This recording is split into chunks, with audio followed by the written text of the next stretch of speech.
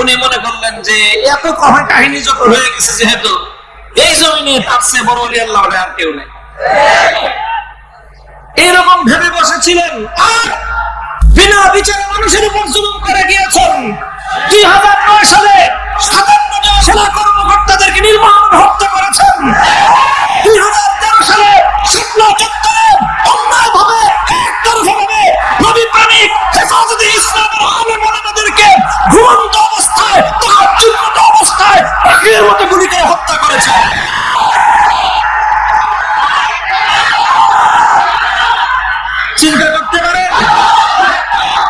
চিন্তা করতে পারেন বৈষম্যটা কোথায়? হে দেশবাসী, দেশের কর্ণধার, রাজনৈতিক নেতৃবর্গ, দেশের প্রশাসন, রাষ্ট্রযন্ত্রে যারা আছেন, খুব ভালো করে শুনে রাখেন। দেখেন 2013 সাল যাদের মনে আছে, একটু অতীতের সেই আজ থেকে 11-12 বছর আগের স্মৃতির পাতাটা একটু উল্টান। প্রথমে চলেন শাহবাগের মোড়ে যাই। একদিকে পিজি হাসপাতাল, বঙ্গবন্ধু শেখ মুজিব মেডিকেল কলেজ হাসপাতাল নাম দিয়েছে পরবর্তীতে।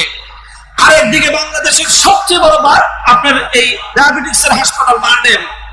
একদিকে বাংলাদেশের 1 নম্বর কেন্দ্রীয় জাতীয় জাদুঘর।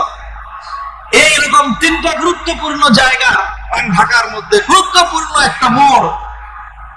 সেই জায়গায় দিনের পর দিন না, মাসের পর মাস, রাত দিন 24 ঘন্টা পর্যন্ত নাচ নর্তকীরা নাচলো, গাইলো, অশ্লীলতার প্রদর্শন করলো। সেখান থেকে আমার নবী মুহাম্মদ আরবি সাল্লাল্লাহু আলাইহি ওয়াসাল্লামের ইজ্জত নিয়ে ছিনিমিনি খেললো। এগুলো পরে তারা কি পেল? তারা পেল রাষ্ট্রের পক্ষ থেকে পুরস্কার। আমার নবীকে অকথ্য ভাষায় গালিগালাজ করলো ব্লগার রাজীব হায়দার। তাকে তিনি ঘোষণা দিলেন দ্বিতীয় প্রজন্মের প্রথম মুক্তিযোদ্ধা। নবীজিকে গালি দিয়ে প্রধানমন্ত্রীর চেয়ার থেকে সে পেল প্রথম মুক্তিযোদ্ধার স্বীকৃতি। তারপরে তাদেরকে 2 বেলা করে বিরিয়ানি সাপ্লাই দেওয়া হলো। এইভাবে মাসের পর মাস ঢাকার শহরের প্রাণ কেন্দ্রটাকে অচল করে রাখলো। কেন তারা সুযোগ পেল? কারণ তারা ইসলাম বিরোধী ছিল। কেন তারা সুযোগ পেল? কারণ তারা আল্লাহর নবীর বিরুদ্ধে বিষোদ্গার করত। এই জন্য তাদেরকে এইভাবে বিরিয়ানি খাওয়ায়, টাকা পয়সা দিয়ে, সব ধরনের ফ্যাসিলিটিস দিয়ে, নিরাপত্তা দিয়ে তাদেরকে অন্যায় অশ্লীলতার আখড়া এখানে চালিয়ে যাওয়ার সুযোগ দেওয়া হলো। আর আমরা আল্লাহর পয়গম্বরের ইজ্জতের হেফাজতের দাবি নিয়ে শুধুমাত্র একটি দিন নয়, বিকাল থেকে 12 ঘন্টার সময় আমাদেরকে দেওয়া হয়নি। পরের দিন ফজর পর্যন্ত আমাদেরকে অবকাশ দেওয়া হয়নি।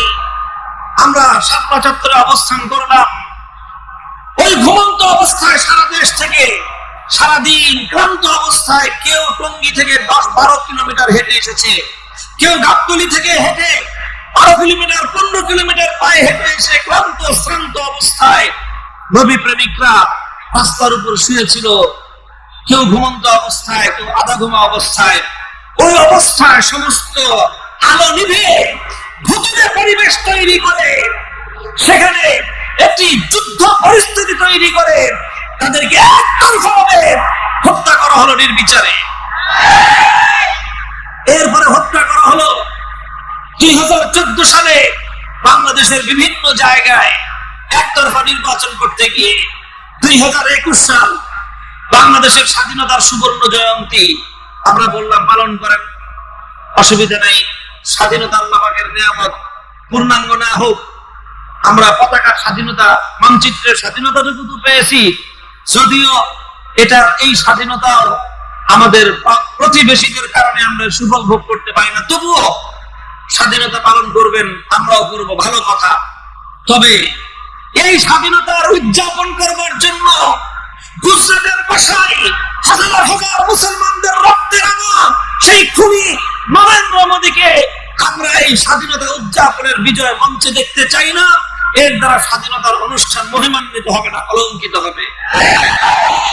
শুধু এতটুকু কেন বললাম? এতটুকু কথা কেন বললাম? এই কথা বলার অপরাধে আর ওই যে ভাস্কর্যের বিষয়ে সতর্ক করেছিলাম যে এইভাবে ভাস্কর্য বানায়েন না, ক্ষমতা কারো চিরস্থায়ী না।